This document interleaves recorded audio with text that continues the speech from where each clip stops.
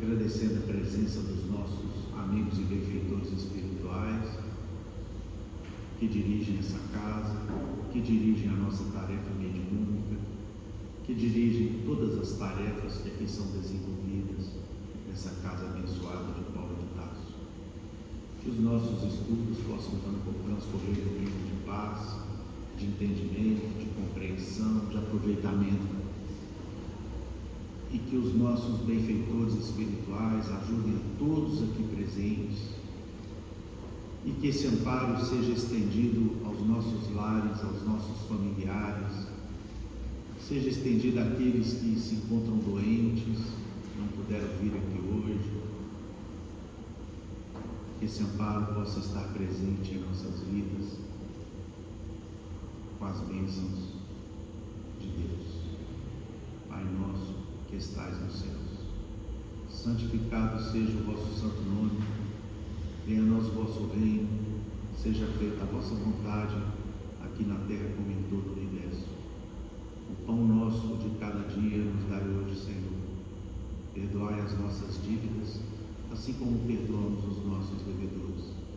Não nos deixeis cair em novas faltas, livrai-nos do mal, e assim seja. E em nome de Deus, de Jesus, nosso Mestre, de Paulo de Tarso, patrão da nossa casa de oração, estudo e trabalho, os nossos guias, benfeitores e amigos espirituais aqui presentes, nós estamos iniciando os nossos estudos mediúnicos e doutrinários dessa noite, na santa e bendita paz, que assim seja. A palavra está com o Dr. Lucas. Meus amigos, boa noite a todos. Hoje nós vamos estudar o capítulo 29 do livro Nos Domínios da Mediunidade, e nós vamos observar aqui, quem está aí acompanhando, quase todos que temos acompanhado esse estudo, capítulo a capítulo, é uma pena que ele se aproxima aqui de seu fim, porque é uma obra assim, altamente instrutiva para nós, cujos capítulos cada um trazia, nos trouxe lições assim, de muito proveito. E nós vamos observar que nesse capítulo de hoje, nós temos a seguinte estrutura básica nesse capítulo. André Luiz vai fazer uma breve menção aos temas que foram estudados ao longo da obra, e depois ele vai fazer alguns apontamentos que de certa forma permearam o livro, mas que ele vai deixar claro agora no fim da obra, numa conversa dele com o instrutor Aulos. É interessante que aqui nós nem vemos mais a presença do Hilário, vai ser uma conversa entre André Luiz e Aulos, e nós vamos observar que ele vai pontuar aqui 6 questões que são assim pontos de grande aprendizado para nós na seara espírita. Tudo que André Luiz vai pontuar aqui tem uma lição valiosa no que diz respeito ao exercício da mediunidade, Então que a gente vai aqui procurar aprender e tirar proveito. Pois bem, nós vamos então, meus amigos, como a gente tem feito, nós vamos fazer a leitura e os comentários em seguida, com o propósito aqui da gente compreender e nos esforçarmos em compreender da melhor maneira o capítulo. É um capítulo de uma extensão média, não é pequenino e nem muito extenso, então essa forma de leitura e comentário, o tempo a gente acredita aqui que será suficiente para a gente fazer dessa maneira. Então vamos lá. Anotações em serviço, capítulo 29 da obra Nos Domínios da Mediunidade. De retorno ao lar de Aulos, ocorreu-me auscultar-lhe, ou seja, consultar-lhe a opinião a respeito de diversos problemas, sempre vivos ao redor de quantos se dedicam ao estudo de questões mediúnicas na atualidade terrestre. Então, meus irmãos, num esforço de síntese muito grande, nós vamos ver como que André Luiz vai abordar 6 questões de grande relevância para nós. Em companhia do orientador, havíamos tocado de relance, mas seguramente, palpitante material que nos facultara excelente curso educativo. E aqui ele vai trazer para a gente um resumo da obra. Vejam só. Examináramos de perto, entre encarnados e desencarnados, a assimilação de correntes mentais, que é o processo básico no qual se assenta a comunicação mediúnica. A psicofonia, que é a mediunidade na qual o espírito vem e fala por intermédio do médium. A possessão, que é um grau extremo, de um processo obsessivo, tratado por Kardec no Livro dos Médiuns como subjugação, e ele nos explica, inclusive, por que o termo subjugação é mais apropriado nesse sentido. O desdobramento, a gente veio, inclusive, um médium lá, que se eu não me engano era Antônio Carlos, que se desdobra de maneira até arriscada durante o curso da reunião mediúnica. A clarividência, que é a capacidade do médium de ver as realidades do mundo espiritual. A clareaudiência, quando o médium ouve os espíritos. As forças curativas, a telepatia. A psicometria, que é, meus irmãos, aquele estudo no qual a gente observa que tudo aquilo que é de material guarda e grava em si o que aconteceu à sua volta, ou seja, tudo aquilo que é material está impregnado das vibrações, do que aconteceu, como se fosse um gravador, até mesmo da sua história remota. A materialização, além de alguns dos temas de importância central da mediunidade, como sejam o poder da prece, a fixação mental, a imersão do subconsciente. Isso aqui a gente viu quando a gente estudou lá um episódio de xenoglossia, não sei se você se lembra, que é quando um médico comunica em língua estrangeira, e no caso era uma língua extinta há muitos anos, porque ele tinha um material no subconsciente derivado de uma encarnação há muito tempo atrás. A licantropia, que é quando o espírito assume uma forma animal em seu perispírito. A obsessão, a fascinação, a lei de causa e efeito, o desdobramento no leito de morte, as energias viciadas. Tudo isso sem necessidade de recurso a complicações terminológicas. Então, após fazer esse resumo, o que André Luiz arremata aqui no final? Que nós estudamos tudo isso numa linguagem, o quê? Compreensível, sem erudição, sem rebuscamento, sem complicações de conceito, e de maneira que, mesmo nós que não sejamos, por exemplo, da área médica, ou que tenhamos grandes conhecimentos no que diz respeito à biologia, anatomia, etc., somos capazes de compreender. Até mesmo hoje em dia, com o que a internet nos traz, se a gente for lendo e pesquisando, a gente compreende tudo o que está na obra, tudo o que André Luiz nos expôs. Pois bem, não obstante nosso respeito à ciência humana, indagávamos intimamente por que motivo tanto embaraço verbalístico em sucessos, ou seja, em situações comuns a todos, quando a simplificação seria bem mais interessante.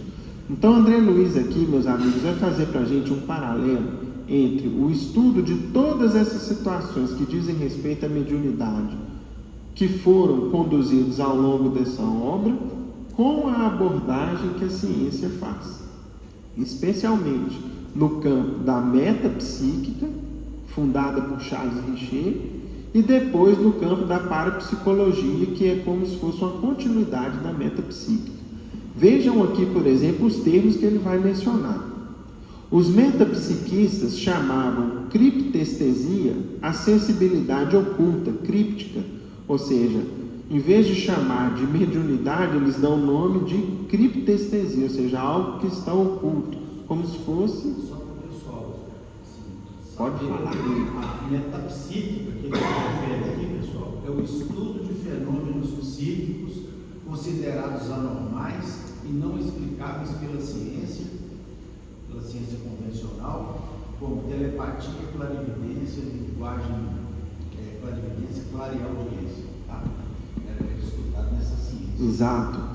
Fundada Pelo Charles Richer. Para os irmãos terem ideia, A vida do Charles Richer foi entre 1850 e 1935. Ou seja, quando criança, a gente imagina que publicou o Livro dos Espíritos, ele tinha 7 anos. E ele era francês, parisiense, nascido em Paris. Então, desde criança, ele conviveu ali possivelmente com os fenômenos das mesas girantes, as primeiras obras espíritas, o legado de Kardec. Por exemplo, quando publica-se a Gênesis, em 1868, ele tinha 18 anos. Então, ele dedicou-se aos estudos com um enfoque científico e deixou um legado na ciência de estudos dos fenômenos atinentes à mediunidade. Entretanto, criando para diversos fenômenos que Kardec nomeava, descrevia e intitulava de uma maneira, o que a ciência fez? Pelos seus próprios caminhos, criou uma nomenclatura toda específica. E aqui André Luiz vai trazer outros exemplos. Os metapsiquistas chamavam criptestesia a sensibilidade oculta, críptica, e batizaram o conhecimento de fatos sem o concurso dos sentidos carnais com a palavra metagnomia.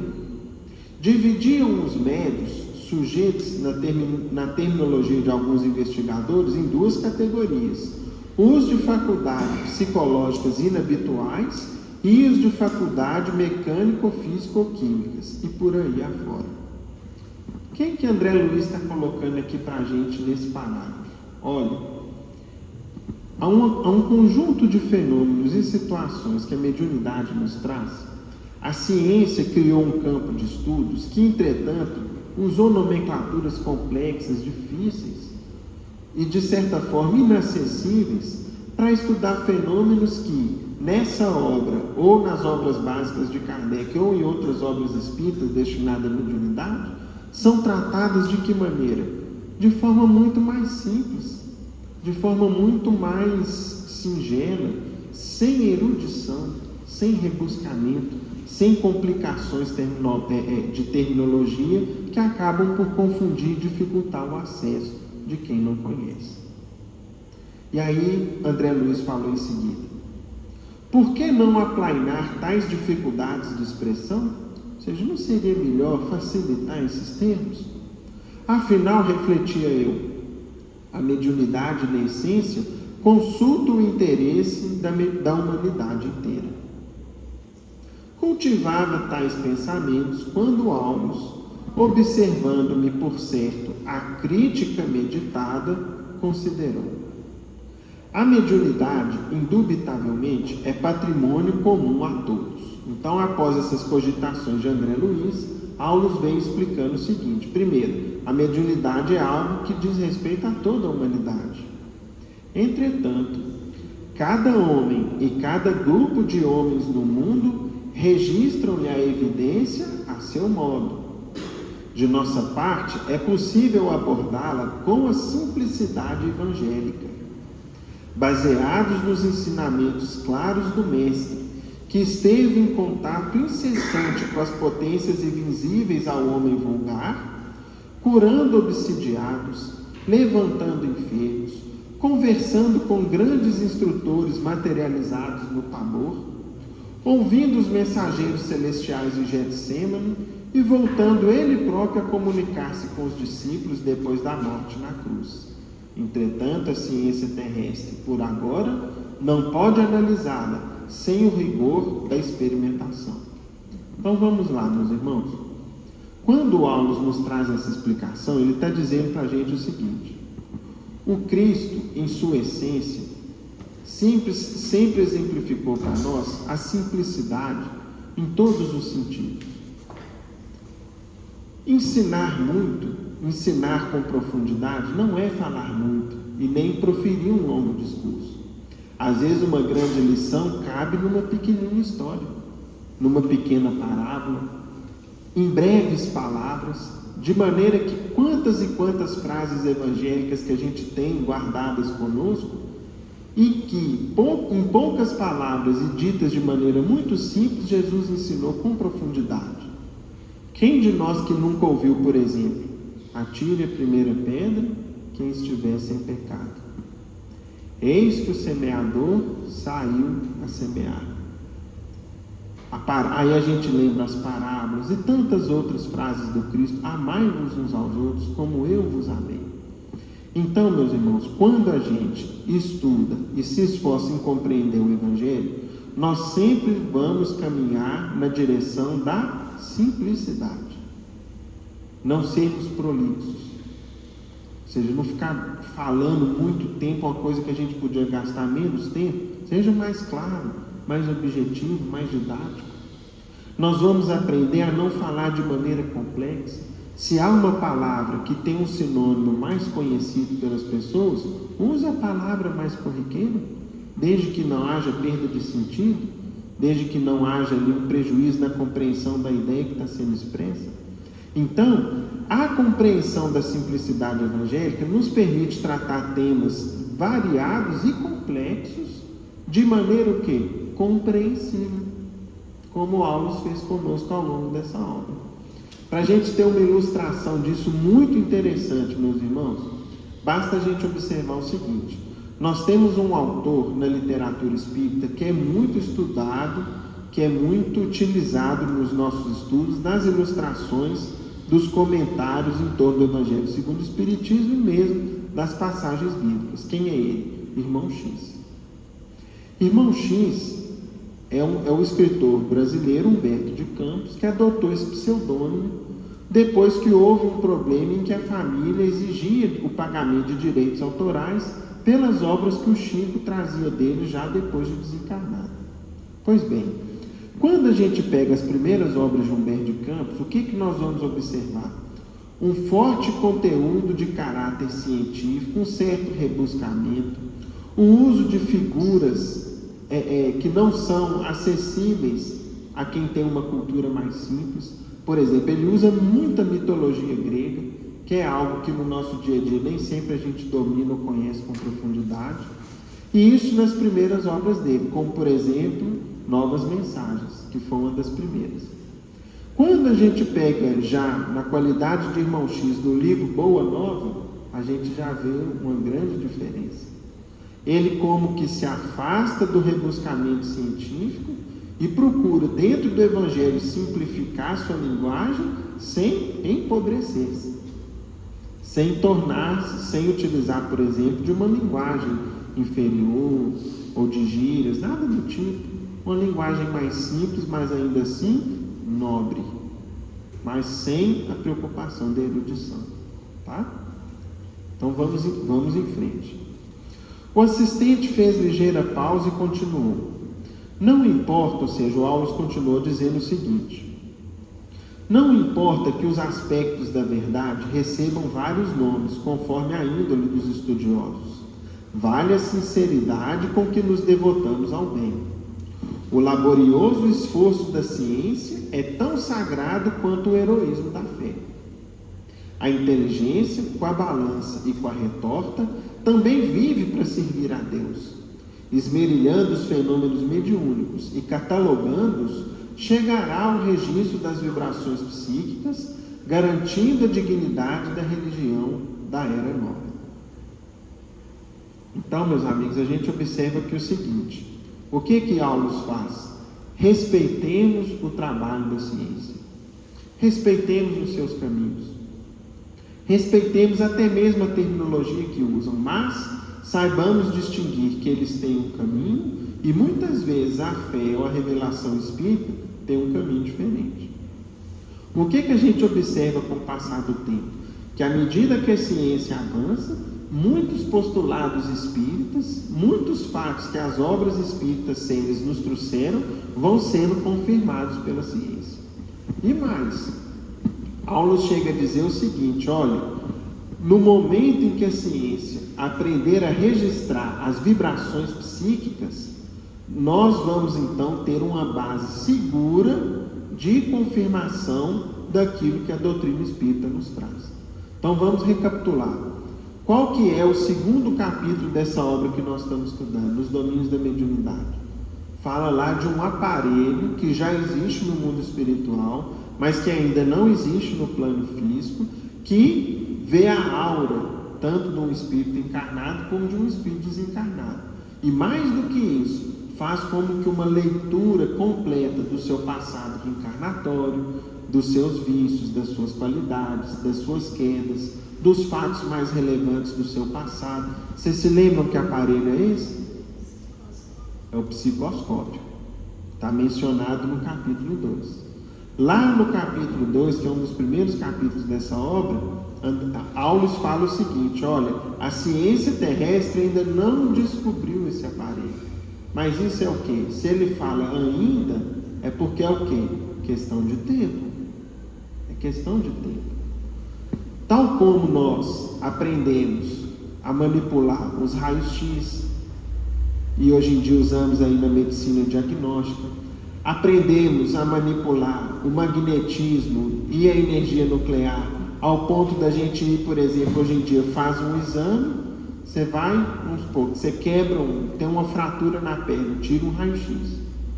Aí o médico precisa de um detalhamento maior, te pede uma tomografia.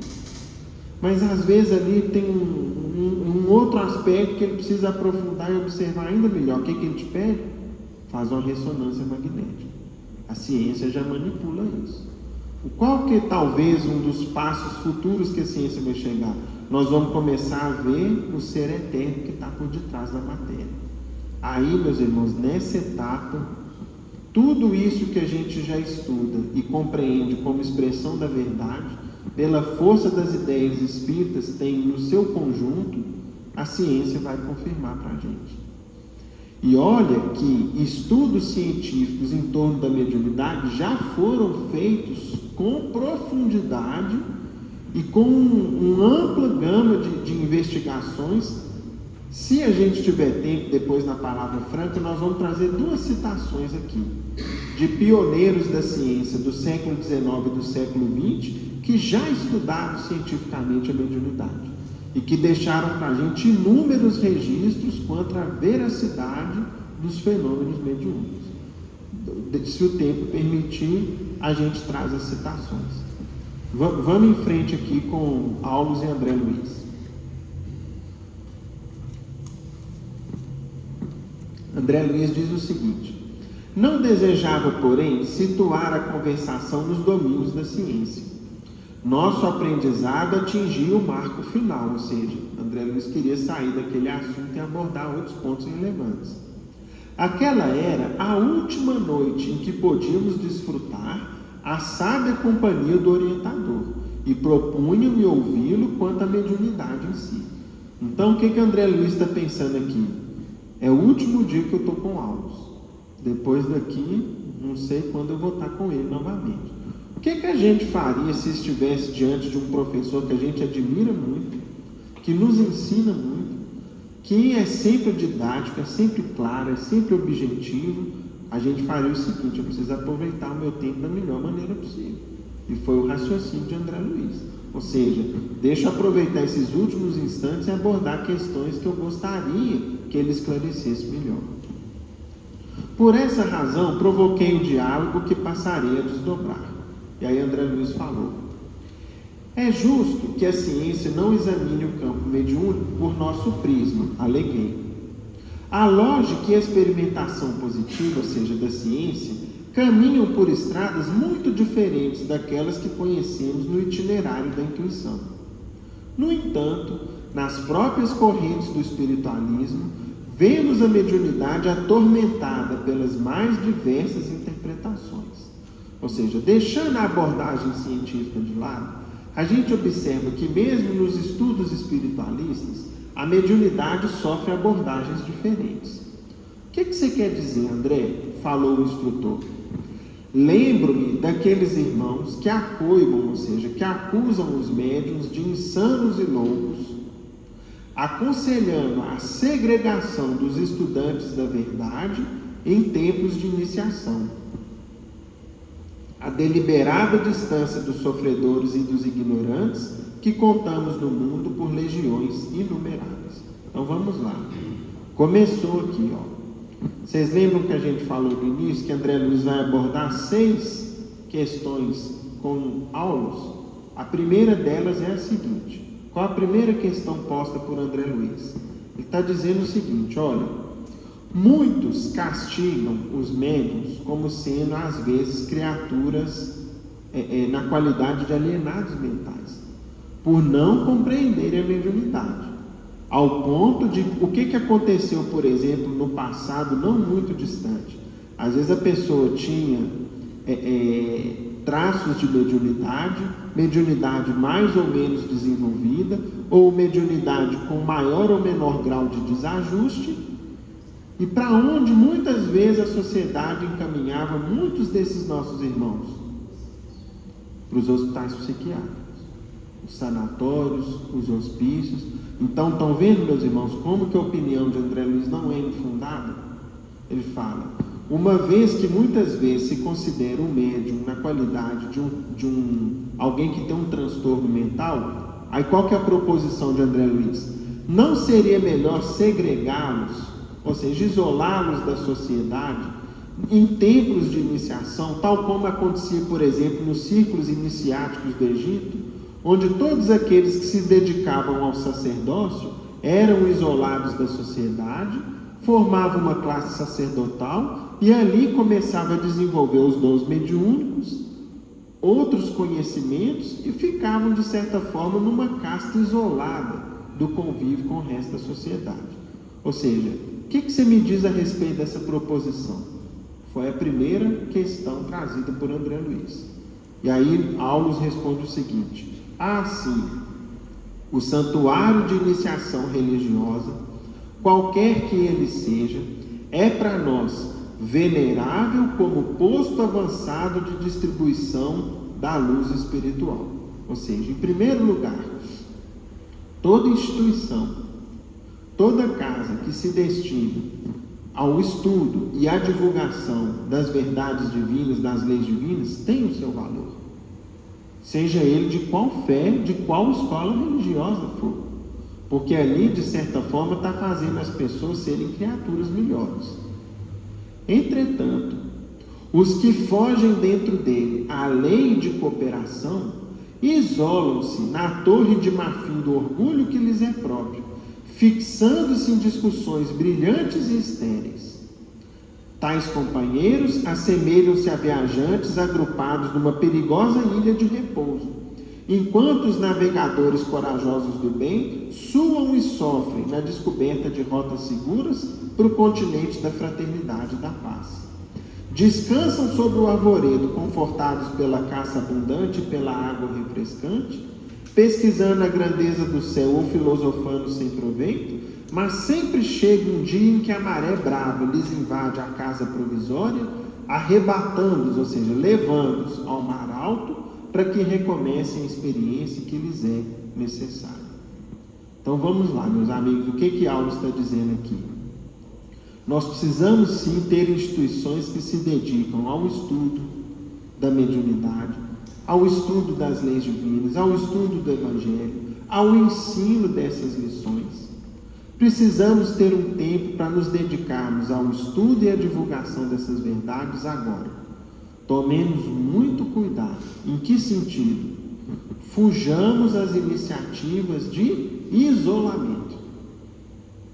Não achemos que formamos uma nova classe sacerdotal, uma nova casta, uma nova categoria na sociedade e que, portanto, teríamos o direito de nos isolar, tal como aconteceu nos monastérios, nas instituições nas quais os religiosos, os sacerdotes se fechavam e ali dedicavam-se a estudos, a discussões, às filosofias, afastando-se do convívio coletivo, porque no isolamento o que existe? Estagnação. Tudo aquilo que isola, paralisa. Nós precisamos estar em quê? Em permanente contato e convívio social. Tenhamos as nossas instituições, mas não nos isolemos. Não fechemos as nossas portas. Não coloquemos dificuldades e empecilhos para os irmãos que nos busquem. Pelo contrário, estejamos sempre de portas abertas para quem quer que seja, que venha de boa vontade, estudar, compreender, melhorar-se, tornar-se uma criatura melhor. E aí, continua agora André Luiz dizendo o seguinte: segunda proposta, segunda questão. Muitos estudiosos da nossa esfera de realização no mundo asseveram que será lícito, ou seja, que seria permitido, cultivar tão somente o convívio com os gênios superiores da espiritualidade, relegando as manifestações mediúnicas vulgares à fossa da obsessão e da enfermidade, que, na opinião deles, devem ser entregues a si mesmas, sem qualquer atenção de nossa parte. Então vamos lá, meus amigos. Segunda questão trazida por André Luiz, qual é? Por que não dedicarem-se os médiuns a exclusivamente comunicarem-se com os espíritos superiores? Por que o médium precisa dar passividade ou permitir a comunicação de um obsessor, de um espírito em desequilíbrio? Por que não deixar esse canal da mediunidade somente para os espíritos de natureza superior? Essa questão, vejam que talvez no meio espírita qualquer um de nós já pode ter se feito um dia, né? Ora, uma vez que a mediunidade é o canal de comunicação entre os desencarnados e os encarnados, por que não permitir o seu uso somente por aqueles que vão nos trazer mensagens de conforto, mensagens instrutivas, mensagens de consolo? E pelo contrário, muitas vezes tomam ali os médiuns, os seus dons mediúnicos, espíritos de natureza inferior, para às vezes destilar ódio, destilar pensamentos de vingança, reclamar disso ou daquilo, ou manifestar sua ignorância no mundo espiritual. E aí vem a opinião de Aulus muito segura, muito clara, muito objetiva, dizendo o seguinte: isso, André, é comodismo sob o rótulo da cultura. Não podemos negar que a obsessão seja moléstia da mente. Contudo, poderá a medicina curar alguém à força de usar o esquecimento do dever que lhe cabe? Os gênios realmente superiores da espiritualidade jamais abandonam os sofredores e os pequeninos. À maneira do sol que clareia o palácio e a furna, com o mesmo silencioso devotamento, auxiliam a todos, em nome da providência. Então vejam, meus irmãos, que quem manifesta esse tipo de opinião, no fundo é como se estivesse procurando o quê? Menor esforço. Porque muitas vezes é um desafio para nós a presença de um espírito, de um irmão nosso, endurecido num pensamento de vingança, endurecido num pensamento de ódio, renitente num processo de perseguição a um encarnado ou numa briga, numa desavença que ele cultiva no mundo espiritual. Mas Aulus então nos fala o seguinte: olha, vocês acham que os espíritos superiores iriam abandonar ou deixar em segundo plano justamente aqueles que mais precisam deles? E outra, a mediunidade, tal como a medicina, tem por grande objetivo promover o quê? A cura, o equilíbrio, o esclarecimento.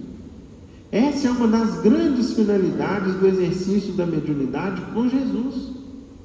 Não seria um isolamento nosso, cultivando aí mensagens que no fundo poderiam até nos levar ao quê? À comodidade no que diz respeito aos estudos. Porque se a gente fosse para uma reunião mediúnica e lá a gente sempre esperasse o seguinte: o que a gente precisar receber hoje os benfeitores vão trazer. Eles vão me orientar nisso, naquilo outro, eu vou perguntar, você pergunta, fulano pergunta. E aí quando é que a gente ia estudar? A gente não ia de certa forma acomodar-se? E até que ponto nós teríamos condições de saber e analisar se de fato são benfeitores espirituais que estariam conversando conosco? Nós poderíamos inclusive estar sendo o quê, meus irmãos? Enganados. Terceira questão trazida por André: há companheiros no espiritualismo que não suportam qualquer manifestação primitivista no terreno mediúnico. Se o médium não lhes corresponde à exigência, revelando-se em acanhado ciclo de compreensão ou de competência, afastam-se dele, agastadiços, ou seja, irritados, categorizando por fraude ou mistificação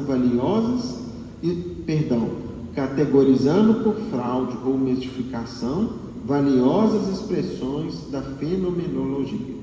Então vamos lá. O que André está trazendo aqui agora? A questão do médium.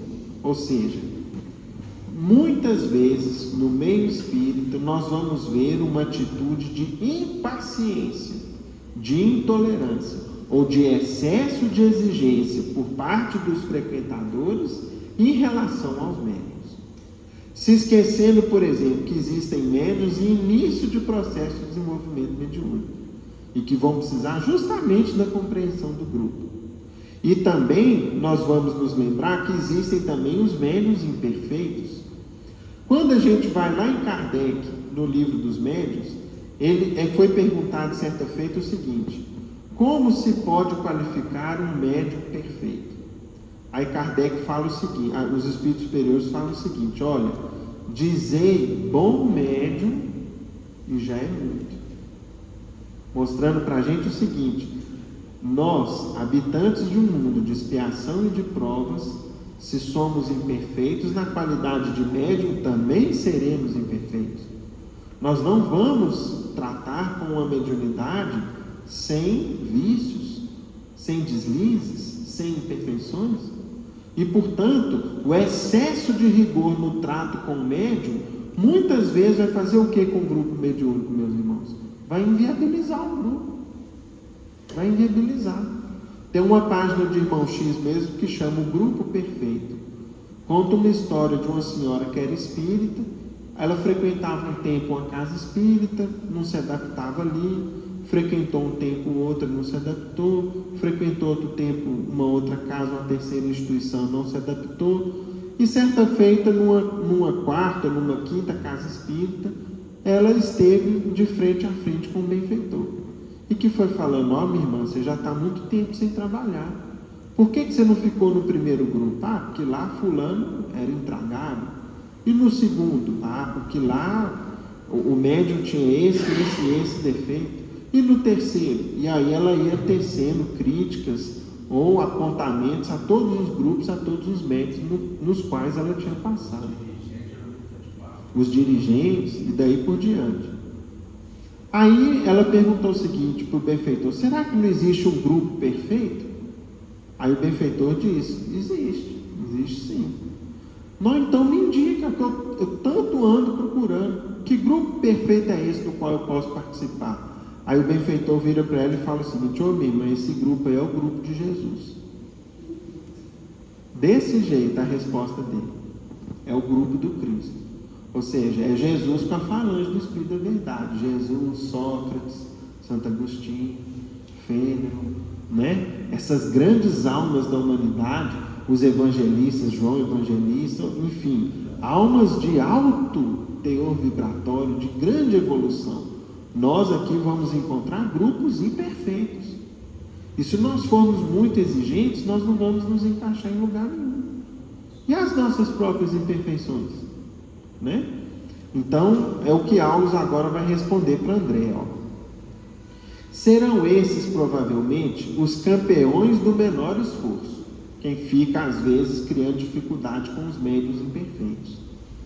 Ignoram que o sábio não dispensou a alfabetização no começo da existência e, de certo, amaldiçoam uma criancinha que não sabe ler. Semelhantes amigos, André, esqueceram o socorro que receberam da escola primária e, pedindo facilidades, à maneira do morfinômano, ou seja, do viciado em morfina, que reclama entorpecentes, viciaram-se em atitudes deploráveis à frente da vida, uma vez que tudo exigem para si, desrespeitando a obrigação de ajudar os que ainda se encontram na retaguarda. Então vejam que interessante. Muitas vezes, dentro dos grupos espíritas, nós vamos ter médiuns mais seguros, que já têm uma mediunidade mais consolidada, um pouco mais experiente, médiuns que estão a meio do caminho, médiuns que estão começando. A nossa atitude, meus irmãos, não pode ser de intolerância excessiva, não pode ser de rigor em demasia, de exigências em excesso, porque do contrário a gente acaba inviabilizando a própria existência do grupo. Continua agora André Luiz trazendo o seu quarto ponto, a sua quarta questão. Há quem diga que o Espiritismo age erradamente abrigando os desequilibrados e os enfermos, porque com isso oferece a impressão de uma doutrina que, à força de ombrear com a loucura para socorrê-la, vai convertendo seus templos de oração em vastos refúgios de alienados mentais. Meus irmãos, vejam só, qual que é a questão agora trazida por André Luiz. Quando nós vamos numa casa espírita séria, cujos participantes, cujos membros se esforçam em cumprir seu papel, os seus deveres ali naquela casa, com o passar do tempo, a espiritualidade amiga vai encaminhar uma série de criaturas em quais condições para bater as nossas portas? Justamente os necessitados. Ora, o que é que o Cristo colocou de maneira muito clara no Evangelho? Não são os sãos que precisam de médico, e sim os enfermos. E então nós vamos começar a reparar na casa espírita, e isso é motivo para nós de profunda gratidão a Deus, muitos irmãos em desequilíbrio que vão nos procurar, nos mais diversos graus de desequilíbrio de todas as classes sociais. E para nossa imensa alegria também, a gente observa que com o passar do tempo, o que acontece com eles? Eles vão melhorando. Quantas e quantas situações de progresso, de melhoria nós vimos aqui ao longo do tempo.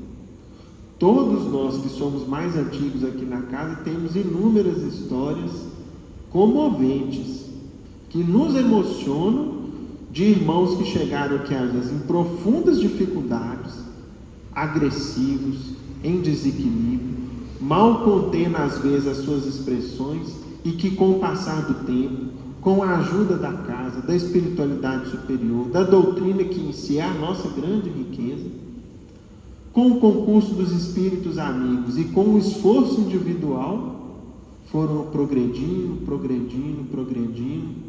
Alguns deles partiram mais cedo, mas a gente sempre se lembra com muito carinho do tempo que estiveram aqui conosco.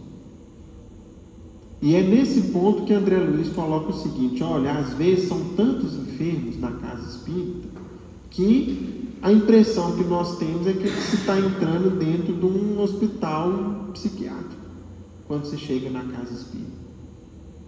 Aí vem a opinião de alguns. Simples disparate dos que desertam do serviço ao próximo. Ou seja, quem se incomoda, meus irmãos, com essa situação é quem não está disposto a servir, a ter paciência e ajudar esses irmãos que estão chegando. A medicina não sofre qualquer diminuição por prestar auxílio aos enfermos. Honrada pelos hospitais em que atua, engrandece-se à medida que se agiganta na obra assistencial aos doentes. Ou seja, será então que um hospital vai ter um conceito ou vai ser um lugar desagradável justamente porque recebe ali enfermos de toda a natureza? Ou é justamente ali que se faz, que se exerce a medicina, que se cumpre o papel dos profissionais da saúde? E aí ele vai nos falar: o Espiritismo não pode responsabilizar-se pelos desequilíbrios que lhe pedem amparo. Ou seja, os irmãos que chegam aqui com desequilíbrios de toda ordem, não é uma responsabilidade da doutrina. Tanto quanto não podemos imputar ao médico a autoria dos males que lhe requisitam a intervenção. Aliás, temos nele, ou seja, temos no Espiritismo, o benfeitor da mediunidade torturada e da mente doentia, da mente em desequilíbrio. Quem chega, meus irmãos, em situações de desequilíbrio mediúnico, de desequilíbrio ou de desordem mental, e que encontra nessa casa socorro, encontra paz, encontra equilíbrio, encontra paz, encontra inclusive esperança e um caminho certo de melhora, qual o sentimento de gratidão e de alegria que essa criatura sente? Quantos de nós não chegamos aqui com os desequilíbrios das mais diversas naturezas e que vamos, com o passar do tempo, nos equilibrando e nos fortalecendo? Continua Aulos dizendo o seguinte: proporcionando-lhes o bálsamo e o esclarecimento indispensáveis ao reajuste. É muito fácil inventar teorias que nos exoneram do dever de servir. Ou seja, é muito fácil a gente inventar pretextos, desculpas e teorias que tiram o trabalho da gente. E muito difícil aplicar os princípios superiores que abraçamos, utilizando-nos para isso de nossa cabeça e de nossas mãos. Se a recuperação do mundo e de nós mesmos estivesse limitada às lindas palavras, Jesus, que nos constitui o padrão de todos os dias, não precisaria ter vindo ao encontro dos necessitados da terra. Bastaria que ele mandasse proclamações angélicas à humanidade, sem padecer-lhe, sem sofrer-lhe de perto a incompreensão e os problemas. Felizmente, porém, os espiritualistas conscientes e sensatos estão aprendendo que o nosso escopo, ou seja, que o nosso objetivo, que a nossa tarefa é reviver o Evangelho em suas bases simples e puras, e que o Senhor não nos concede o tesouro da fé apenas para que possamos crer e falar, mas também para que estejamos habilitados a estender o bem, começando de nós mesmos. Quinta questão trazida por André Luiz. Há igualmente quem afirme que em todos os processos da obsessão funciona implacável a lei de causa e efeito, e que por isso não vale interferir em favor da mediunidade atormentada. Olha aqui, meus irmãos, que interessante. André Luiz está pontuando agora para a gente o seguinte: olha, muitos no meio espírita mencionam o seguinte: ninguém sofre por acaso. Se a pessoa hoje se apresenta com um quadro obsessivo, com um quadro de desequilíbrio mediúnico, com sofrimento de natureza espiritual, é porque ela fez por merecer. Ela plantou e está o quê? Colhendo. E que, portanto, nós não podemos interferir na lei de causa e efeito, e que ela precisa colher aquilo que ela plantou. Portanto, não vamos interferir. Ou seja, deixa quieto. Deixa a pessoa colher o que ela plantou, né? Isso aí, meus irmãos, é um raciocínio que existe muito nas religiões reencarnacionistas do Oriente. Dentro do conceito de karma, compreende-se que o que a pessoa está sofrendo é aquilo que ela plantou e, portanto, tem que deixar ela colher o que ela plantou. Só que quem que deu para a gente uma outra interpretação, outra conduta nesse sentido? Jesus. Todos os sofredores que se aproximavam do Cristo, todos sofriam com justiça. Nenhum deles sofria injustamente, nenhum, absolutamente nenhum. Só que quem que Jesus deixou de socorrer sob o pretexto de que ali ele estava colhendo o que ele plantou? Nenhum. O mestre acolheu, conversou, curou, amparou, instruiu. E mesmo aqueles que estavam em flagrante queda, em flagrante erro, ele não condenou. Alertou a pessoa: vá e não peques mais. Não faça novamente o erro que te fez cair. Mas eu também não te condeno. Então, exposto esse ponto de vista por André, Aulos responde o seguinte: mera argumentação do egoísmo bem nutrido. Quem fala isso, meus irmãos, é quem já está com o egoísmo, de certa forma, bem alimentado, bem avantajado. Isso seria o mesmo que abandonar os doentes, sob o pretexto de que são devedores perante a lei. Vocês imaginemos, meus irmãos, o seguinte: a pessoa chega no hospital precisando de ajuda, aí o enfermeiro da triagem ou o médico fala o seguinte: o que aconteceu? Eu corri muito no carro, acidentei. Então você está colhendo o que você plantou, você vai ficar sangrando aí, né? Eu estou com hemorragia, doutor. Mas você plantou, você está colhendo, né? Ora, meus irmãos, não é isso. Ser cristão não é agirmos dessa forma. Tanto é que aí vai continuar aqui Aulos explicando o seguinte: todos, ou seja, todos nós, lutamos por ressarcir compromissos do passado, compreendendo que não há dor sem justificação. Ou seja, Por meio da doutrina espírita, nós já temos certeza de que toda dor tem uma razão justa. E se sabemos que só o amor puro e o serviço incessante são capazes de nos garantir a redenção, uns à frente dos outros, o que o Cristo disse lá no Evangelho? O amor cobre a multidão de pecados. Se sabemos que só o amor puro e o serviço incessante são capazes de garantir-nos a redenção uns à frente dos outros, como desprezar o companheiro que sofre em nome de princípios a cujo funcionamento também estamos submetidos?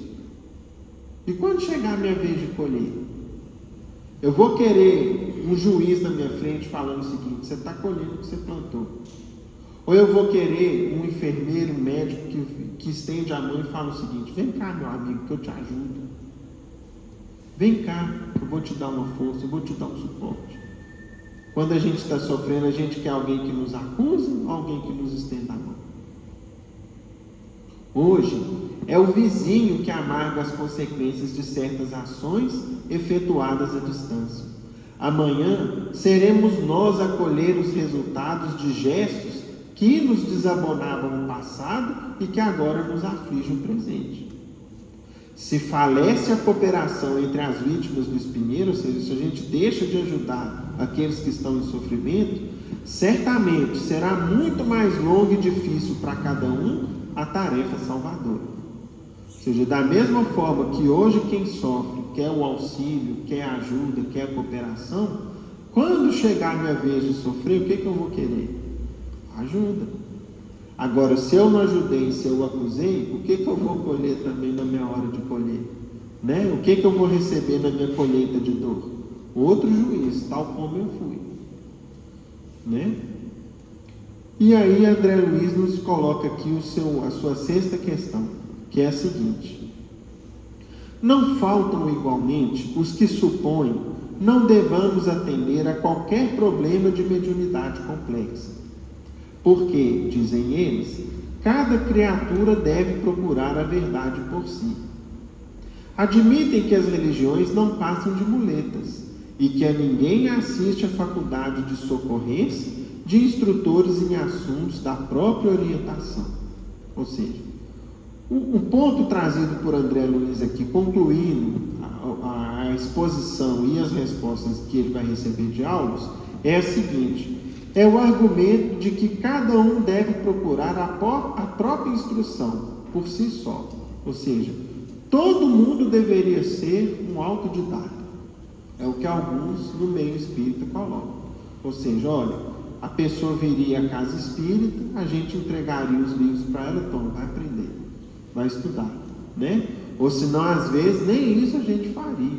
Não, a experiência vai te ensinar a lidar com isso, né? O tempo vai ser seu professor. E aí vem Aulos e responde o seguinte: isso seria suprimir a escola e vilipendiar o amor inerente na criação inteira.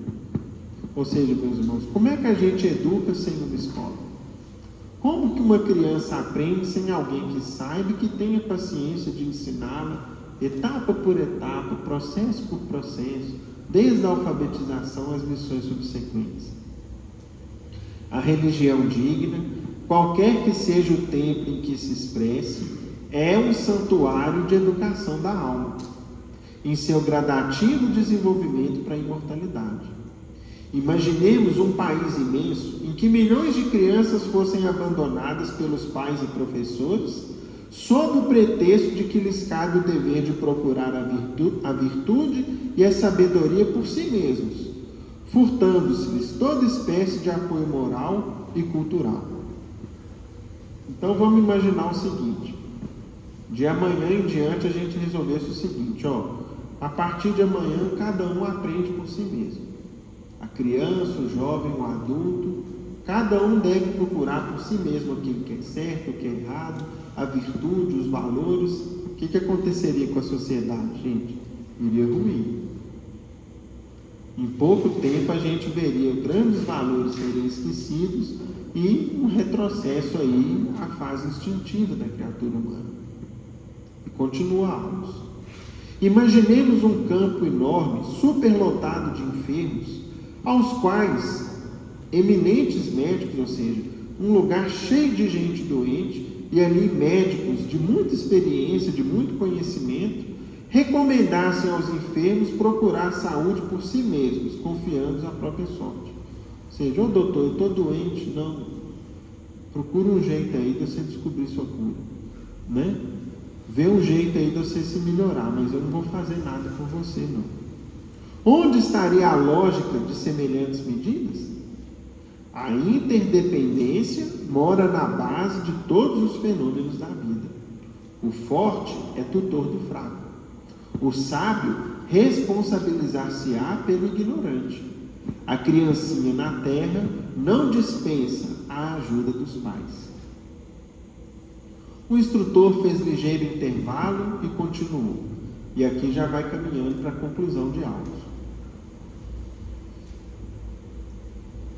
É preciso considerar que nem todos possuem identidade espiritual e que a humanidade terrestre, em sua feição de conjunto, ainda se encontra tão longe da angelitude quanto a agressiva animalidade ainda está distante da razão perfeitamente humana. É muito cedo para que o homem se arrogue o direito de apelar para a verdade total. Por agora, André, é imprescindível, seja necessário, trabalhe-se intensivamente, com devoção ardente e profunda ao bem, para atingir mais amplo discernimento das realidades fragmentárias ou provisórias que o cercam na vida física. E, considerada a questão nesse aspecto, estejamos convictos de que a ausência de escolas do espírito ou a supressão dos instrutores constituiriam a multiplicação dos hospícios e o rebaixamento do nível moral. Ou seja, se a gente fechasse as instituições religiosas, as casas espíritas, mesmo as igrejas católicas, as igrejas evangélicas, o que a gente veria? Uma multiplicação dos hospitais psiquiátricos e o rebaixamento do nível moral da sociedade. Porque sem o apelo à dignificação da individualidade, em processo de crescimento mental e de sublimação no tempo, não poderíamos contar senão com a paralisação nas linhas inferiores da experiência. Havíamos, contudo, atingido o fim da viagem.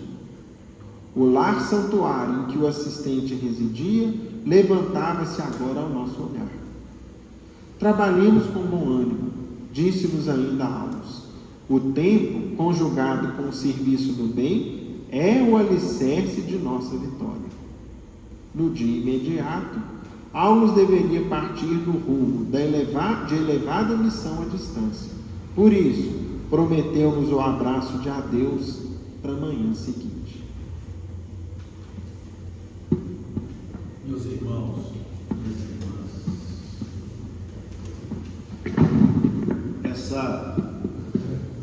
esse capítulo 29 é na realidade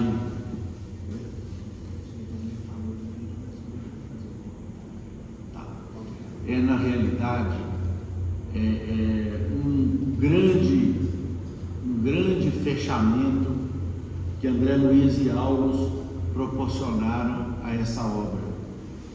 E eu gostaria aqui de inicialmente lembrar um fato que certamente foi verídico, narrado por irmão X, em que Maria e Isabel verificavam os seus filhos, Jesus de Nazaré e João Batista, pequenos, conversando à distância e elas confabulando entre elas. E Maria esposava a sua preocupação com relação àquela criança, e Isabel da mesma forma. Num dado momento, Maria disse a Isabel que estava cogitando de consultar as autoridades religiosas do templo para que elas lhe aconselhassem o que fazer com aquela criança tão diferente. E narrava que Jesus conversava com os caminhantes que passavam pelo caminho e que um dia ele chegou inclusive de mãos dadas com um malfeitor conhecido daquele tempo, que chegou em sua casa completamente dominado pelo fascínio que aquela criança exercia sobre as pessoas. E que também ela, Maria, estava muito preocupada, além de preocupada, estava pensando em recorrer a alguns amigos, e esse é o ponto que eu quero aqui dizer, para levar Jesus para a companhia dos essênios, que eram sábios e tinham uma doutrina, professavam uma doutrina muito, uma doutrina de alta elevação moral, mas que se distanciavam, que se recolhiam para as montanhas e não se misturavam com as pessoas comuns. E quando então, conta-nos irmão X num resumo muito resumido, Jesus, ao final do dia, procura Maria e fala: mãe, por acaso eu não tenho sido um filho? Um filho que cumpra os seus deveres, um filho bom, um filho que tenha te dado desgostos? E aí ele então procura o seu pai e pede ao seu pai que lhe aceite nos serviços da carpintaria. É isso mesmo? Isso. Esse é um ponto. Então Jesus percebeu o que sua mãe pretendia para ele, cheia de amor e compreensão por um filho tão querido. E o mestre lhe dá a primeira lição que a gente conhece, da necessidade do trabalho e não da contemplação inútil, vamos dizer assim, para a sociedade. Depois nós vamos encontrar o exemplo da Casa do Caminho, que é exatamente isso tudo aqui que Aulus ensinou a André Luiz e nos ensinou a todos. Hoje nós estamos estudando aqui mediunidade, dando fechamento dessa obra maravilhosa que é os domínios da mediunidade. E nós vamos verificar que esses 6 pontos que André Luiz coloca para Aulus, para o seu instrutor Aulus, são os desafios que a doutrina espírita haveria de ter no terreno da mediunidade. Tem muitas casas espíritas que estão preocupadas com a elitização da doutrina espírita, que fazem lá, isso aí com todo respeito, isso aí com toda, apenas observando que nada disso teria problema algum se algumas dessas casas espíritas não se preocupassem apenas com isso. Porque fazer um estudo mais aprofundado, inclusive com o auxílio da metapsíquica de Charles Richer, não tem problema nenhum, desde que os centros espíritas não corram o risco daquela chamada mosquinha azul, que pica algumas pessoas que, querendo mostrar a necessidade do estudo, acabam se enchendo, dando aso à sua vaidade e transformando o espiritismo numa doutrina sem a presença de Jesus. E os espíritos nos advertem, Emmanuel nos adverte, que o dia que nós imaginarmos a doutrina espírita sem Jesus, nós vamos transformar o espiritismo em mais uma seita que forma fanáticos e descrentes, sem mais nada. Então os centros espíritas têm esse risco, essas armadilhas de irmãos que chegam com autoconhecimento, né? E a doutrina espírita ela se desenvolveu antes onde? Com mais facilidade? Na classe média, porque os ricos estão muito preocupados e necessitados de gastar um tempo muito grande para administrar suas posses. Evidentemente que isso não é generalizado, pessoal, mas de um modo geral é isso que acontece. Os ricos estão muito preocupados e necessitados de administrar no tempo que lhes é disponível para administrar os seus bens, e os muito necessitados gastam tempo à procura da própria sobrevivência, tomando 2, 3 ônibus, dependendo da cidade onde ele mora, pega metrô e gasta 2 horas para chegar no trabalho, mais 2 horas para voltar do trabalho, chega em casa cansado. Uma mãe ainda vai enfrentar uma terceira jornada. Então, onde que o Espiritismo graçou com mais facilidade? Na classe média, em que as pessoas têm não têm as dificuldades e os desafios dos ricos e nem as necessidades e os desafios dos muito pobres. E aí houve tempo de se estudar a doutrina espírita. E aí trouxeram os militares, vieram os médicos, vieram os intelectuais. E aí o Espiritismo, especialmente os centros espíritas, tem que se precaver no sentido de que nós precisamos ter como modelo a Casa do Caminho. Uma ocasião, conta-nos também André Luiz, que chegou uma senhora obsidiada, completamente transtornada, gritando palavrões na porta da Casa do Caminho, e altamente inconveniente para aqueles que trabalhavam. Quem trabalhava na Casa do Caminho? Eram senhoras, esposas dos colaboradores,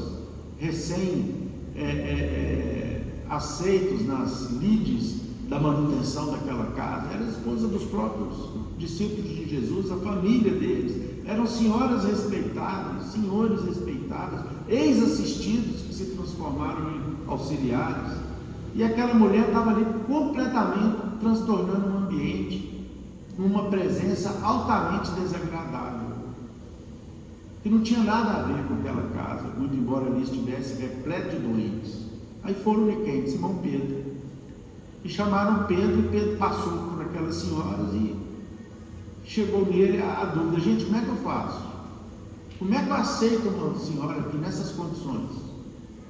Eu sei que eu preciso ajudá-la, que Jesus mandou, que a gente ensinou que a gente ajudasse, mas como é que eu posso botar uma mulher nesse estado aqui dentro? E o respeito das mulheres respeitáveis e das pessoas respeitáveis que estão aqui dentro? Como é que eu compatibilizo isso? Evidentemente, nós estamos falando da Casa do Caminho naquele tempo. Hoje mudou muito o mundo, graças a Deus, para melhor. Naquele tempo só tinha a Casa do Caminho, só, não tinha mais nada. O doente era isolado, se fosse uma doença contagiosa, como os leprosos, no Vale dos Imundos. Os loucos eram abandonados nas ruas. Os velhos doentes, as famílias abandonavam. Inclusive a Casa do Caminho era repleta de ex-milionários que, ao ficarem velhos e doentes, os filhos tacaram lá na Casa do Caminho, porque não existiam as instituições abençoadas que nós temos hoje. E aí Pedro então resolveu rezar, pedir inspiração a Jesus. Foi quando então Jesus veio e falou: Pedro, não foi para os sãos, não, foi para os doentes, meu filho. Tenha caridade com essa mulher. Num diálogo maravilhoso que só o irmão X sabe reproduzir, nós aqui não nos lembramos de reproduzir. O fato é que Pedro, então, chorando, atravessou a fileira, foi para a porta, abriu a porta e falou: minha filha, pode entrar. E ela, muito assustada, falou: mas quem que é você? E Pedro falou: eu sou seu irmão. Então, as casas espíritas têm que se preocupar não em deixar de estudar. Nós precisamos estudar, como nós estamos estudando aqui hoje. É importante que a gente conheça a mediunidade. Agora nós temos que compreender que a mediunidade tem que ser exercida em favor da caridade e do amor ao próximo. Ficar estudando metapsíquica aqui, trazer aqui um saco cheio de espírito aí, muito culto e por esforço próprio, e colocar aqui na casa espírita para poder falar sobre metapsíquica e mediunidade, talvez encha aqui esse salão pela notoriedade do expositor. Na ocasião nós trouxemos aqui o Haroldo Dutra Dias para falar sobre o livro Paulo Estevam. Essa casa aqui não cabia ninguém nem em pé, nem se ficasse em pé não cabia, porque ele tem a sua missão própria de divulgar a doutrina espírita, aliás, o que eu faço com muito brilho. Agora, nós temos a nossa tarefa aqui. A nossa casa é uma casa simples, do ponto de vista vamos dizer assim, da complexidade dos estudos que nós poderemos fazer em relação à doutrina espírita, especialmente na sua parte filosófica. Mas é uma casa muito abençoada, porque muitos de nós, inclusive este que vos fala, chegou aqui oriundo de situações muito tristes da vida e que foram recebidos aqui, que hoje são colaboradores. Já pensou se a gente fechar as portas aqui aos sofredores e começar a falar em teorização aqui do Espiritismo? Vamos estudar aqui Charles Richer, vamos estudar aqui Arthur Conan Doyle, até fazer um raio-x da obra dele, vamos estudar Leon Denis nas suas altas indagações e comentários a respeito da obra de Kardec. Tá bom, e os necessitados, como é que eles vão fazer? Esses que batem na porta aqui pedindo assistência e pedindo auxílio no atendimento fraterno. E os que estão desesperados, como de vez em quando a gente recebe irmãos que ligam para aqui: olha, eu estou querendo morrer, tem alguém aí que pode conversar comigo? Nós não vamos receber esses irmãos? Nós vamos fechar as portas para eles, para podermos fazer estudos aqui maravilhosos, que talvez encham também o salão, mas lá fora fiquem os sofredores. Como que nós vamos fazer nas nossas reuniões mediúnicas? Nós vamos ficar chamando guia espiritual?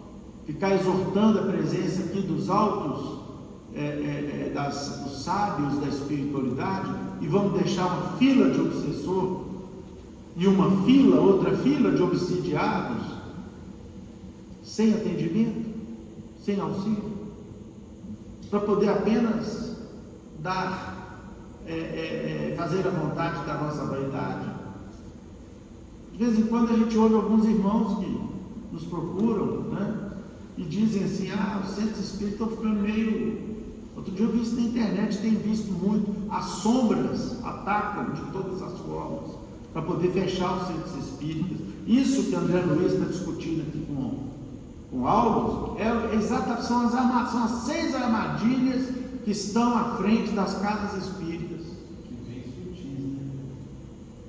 Sutis, né? Sutis. Eu aprendi nessa casa, eu cresci aqui nessa casa, vendo aqui o meu pai, o Sr. Herman e os outros irmãos que trabalharam aqui no início das atividades mediúnicas, colocando a imprescindibilidade e a necessidade absoluta do atendimento aos necessitados, inclusive no campo mediúnico, sem abrir mão do estudo, que é o que nós estamos fazendo aqui, para evitar que a gente caia nessas armadilhas, que a gente transforme o nosso centro espírita no ajuntamento da elite espírita da Pampulha.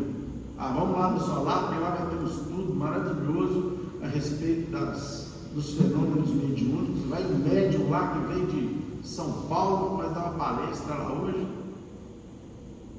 E aí? Será que é isso que o mundo está precisando? Será que é isso que o mundo está pedindo? Nós estamos vendo aí o Brasil, coração do mundo, pátria do Evangelho, como diz o próprio Haroldo Dutra, se transformar no hospital de Jesus, que é o que o Brasil é. Eu tinha essa ilusão de nós vivendo na pátria do Evangelho. Eu fui ver uma palestra do Haroldo, que pátria do Evangelho. Ontem morreram 120 e tantas pessoas no enfrentamento entre polícia e supostos marginais. Estão lá morrendo, um monte de corpo espalhado lá. Pais de família, mães chorando. Então nós vamos imaginar que nós temos o direito de ficar aqui num círculo fechado, sem abrir a nossa casa e os nossos corações para aqueles que sofrem dentro desse hospital chamado Brasil? E mais, se esses irmãos, Jesus determinou que reencarnassem aqui, era porque as religiões que existem no Brasil dão conta de auxiliá-los e impedir isso que está aqui no livro, a deterioração ainda maior do ambiente moral aqui do planeta. E aí são as igrejas evangélicas cumprindo seu papel extremamente importante, a Igreja Católica cumprindo o seu papel de extrema importância, e nós do Espiritismo, aí nós vamos fugir da raia, vamos ficar estudando a metapsíquica, com todo respeito. Não é esse o nosso objetivo aqui da Fraternidade Espírita Paulo de Tarso, e nós temos que ter cuidado de não transformarmos a nossa casa abençoada num santuário em que só vêm aqui os eruditos e os necessitados, que são de toda ordem, ricos, pobres, classe média. O problema espiritual está em todos os lares, em todos. Não tem um lar que não passe por um problema mais ou menos grave de influência espiritual. Não existe. Então nós temos que estar com as portas abertas para receber os nossos irmãos como enviados muito queridos de Jesus, que vêm nos procurar e que precisam nos encontrar aqui, preparados nas nossas reuniões mediúnicas, graças a Deus, cumprindo o horário, assíduos, preparados do ponto de vista de como a reunião mediúnica precisa funcionar, mas sem qualquer preocupação de elitização, de proselitismo religioso. Nós temos que estar, juntamente com isso, com os corações abertos para receber todos que Jesus mandar para a nossa companhia, para o nosso convívio, para que a gente possa ajudar um pouquinho. Essa é a missão das casas espíritas. E as casas espíritas têm que entender essa missão. E é por isso que Kardec trata disso no livro dos médiuns, quando ele fala das instituições espíritas. Nada de preocupação de uma mega instituição com inúmeros departamentos. As casas espíritas deveriam se preocupar em se tornarem casas espíritas pequenas ou médias, de médio tamanho. Porque no momento que começa a complicar, as criaturas, Começa a crescer, começa a complicar. Ô, gente, isso está no nosso DNA espiritual. Nós somos sacerdotes em épocas passadas. A gente queria ser bispo, cardeal, arcebispo. A gente veio de uma necessidade de mandar, sem ser tranquilo. Nós temos essas tendências ainda dentro de nós. Então, se a gente permitisse que a doutrina espírita começasse a estabelecer castas, inclusive intelectuais, eu sou o oráculo aqui do Centro Espírita e tem um guia aqui do meu lado, que fica do meu lado, eu só ouço esse guia, e o que o guia falar, falou, acabou, é lei. Ainda tem isso aí em muitas casas espíritas, e isso é o caminho certinho para elas acabarem ou deixarem de prestar um serviço aproximado daquilo que o Cristo deseja da doutrina espírita. Nós temos é que ler, nós temos a obrigação de estudar, fazer isso que nós estamos fazendo aqui, estudar juntos, estudar Kardec, estudar as obras, especialmente de Chico Xavier, que nos trazem Kardec de uma maneira muito clara, facilita muito a nossa compreensão e nos alerta muito os nossos olhos. A palavra está franca aí com todos que queiram perguntar, ou dizer alguma coisa, ou fazer alguma observação.